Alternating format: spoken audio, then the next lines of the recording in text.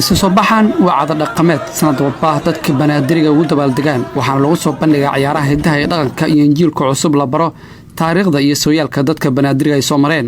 sanadkan waxaa ka qayb galay 5 degmo ee gobolka Banaadir sida Cabdicasiis, Boondheere, Waaberi, Shangaane iyo Xamarweyne, waxaana isugu soo baxay inta badan qaybaha bulshada ku kooban dhalinyaro, haween iyo odayaal dhaqameedyo. waxaa sidoo kale ka qayb galay maamulka gobolka Banaadir iyagoo socdaal ku mariyay qaybo kamid ah wadooyinka waaweyn ee caasimadda.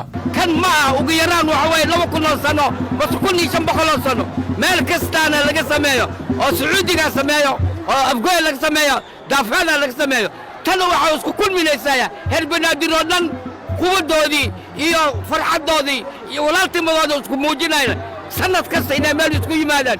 intan waxa liidaa seenada moorsho gadaalna waxaa jira bogasha. gudoomiye hore degmada Xamarweyne Cumar Shariif Jeeg oo kamid ah qabanqaabiyaasha ayaa ka hadlay xafladan maanta aad u jeedaan ee quruxda badan waa dhaqan soo jiritaan oo waqti badan soo jirtay ilaa iyo 1,300 oo qarni ayay soo jirtay dhaqankan. waxa way badgal ayaa la dhahaa, istunki ayaa la dhahaa, shira la dhahaa. waxa taqaanin in lagu qaban jiray sida gobolada oo dhan oo Banaadir oo dhan ayaa lagu qaban jiray.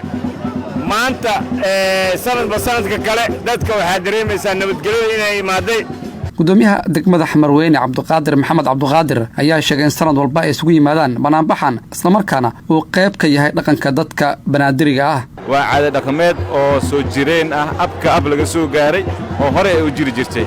marka taas ay qayb ka tahay waxaan aad ugu mahadcelinayaa marka in wali la ilaalinayo dhaqankii iyo hidii wali la dhowraayo inta soo abaabusho oo ugu weyn odayaasha oo rahantii hadii la'aantooda ay ahaan lahayn wax la qaban lahayn aaday ugu mahadsan yihiin sida ay ilaa hadda ay ugu adag yihiin. gudoomiye ku-xigeenka howlaha guud ee maamulka gobolka Banaadir Cumar Cali Cabdi ayaa ku bogaadiyay inay wanaagsan tahay in la soo celiyo dhaqamada si jiilka Soomaaliyeed ay wax uga bartaan taariikhdooda. waa markii ugu horeysay aan ka soo qayb galo dhaqan noocan oo kala farxad ay tahay aniga dhaqanka la soo celiyana wax walba hagaajin doontaa insha Allah. haddii dhaqanka la soo celiyo oo qof waliba dhaqanka u lahaa magaalada uu keeno waa horumar waaye. waxa moodaa in oo waxyaabaha kale qaar oo hadda nagu cusub dhibaatooyinka in laga baxayo shirka beelaha Banaadiriga oo maanta kala ku beegan waa ku faraxsanaynaa ka soo qayb gala mar labaad iyo mar saddexaad. waxaana jeclaan lahaa sidaan oo kale anuu ku celinayo codkana ku adkeenayo maamulka gobolka Banaadir uu ku faraxsan yahay. Cabdiqaadir Shacab, warbaahinta qaranka, Muqdisho.